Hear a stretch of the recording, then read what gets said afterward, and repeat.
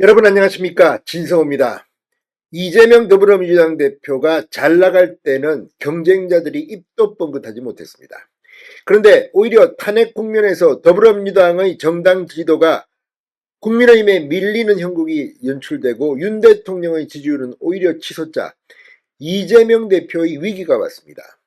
자, 민주당에게는 기회가 돼야 할 텐데 오히려 거꾸로 되자 경쟁자들이 입을 열기 시작했습니다. 그러자 이재명 대표가 최근 경쟁자들을 만나기 시작했습니다. 김경수 전 경남지사, 김부겸 전 국무총리, 임종석 전 비서실장. 그런데 이들은 그나마 굉장히 정치적인 발언을 하긴 했지만 이재명 대표를 그냥 들이박지는 않았습니다. 그런데 오늘 이재명 대표가 김동연 경기도지사를 만났습니다. 김동연 지사는 작심한 듯 이재명 대표를 향해서 비수를 꺼냈습니다. 자, 품속에서 꺼낸 종이에 담긴 내용. 김동연 지사는 기자들이 들으란 듯 작심하고 공개 발언을 이어갔습니다. 김동연 지사의 발언이 끝나자 이재명 더불어민주당 대표는 좀 빈정대듯이 감정 싸움을 하게 됐습니다.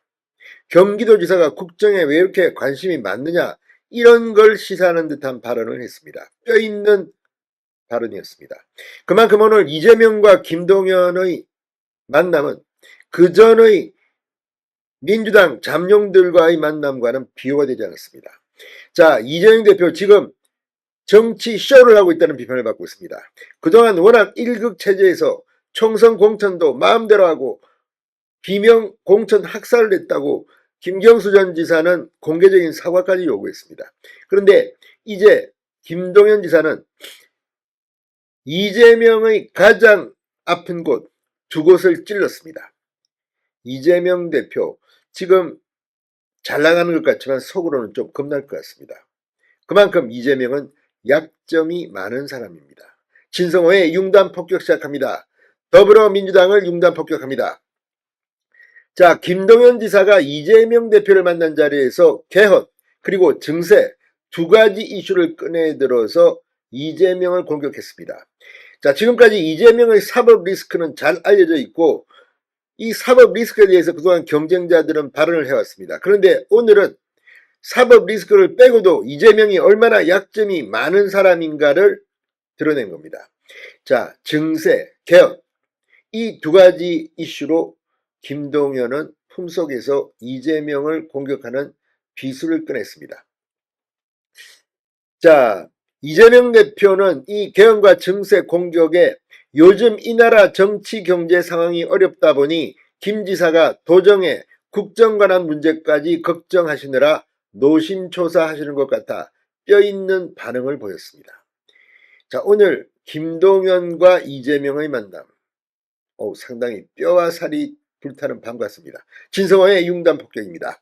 자, 김동연 지사는 오늘 영등포구에 위치한 한 중식당에서 이재명 대표를 만났습니다. 최근 이재명 대표는 당내 통합 차원에서 박용진 전 의원, 임종석 전 실장, 김부겸 전 총리, 김경수 전 지사, 이른바 비명계 인사들을 연달아 만났는데 오늘 김동연 지사의 만남이 가장 핫하다는 생각이 듭니다. 자, 이재명 대표는 먼저 식당에서 김 지사를 기다렸다가 입장하자 악수를 청했고 지사님이 경기도로 가 있으니 내가 확실히 인천 사람이 맞는 것 같아 오늘 확실히 경기도를 떠난 느낌이 났다고 인사를 건넸습니다. 그러니까 내가 당신 전에 경기도 지사를 한 사람이다.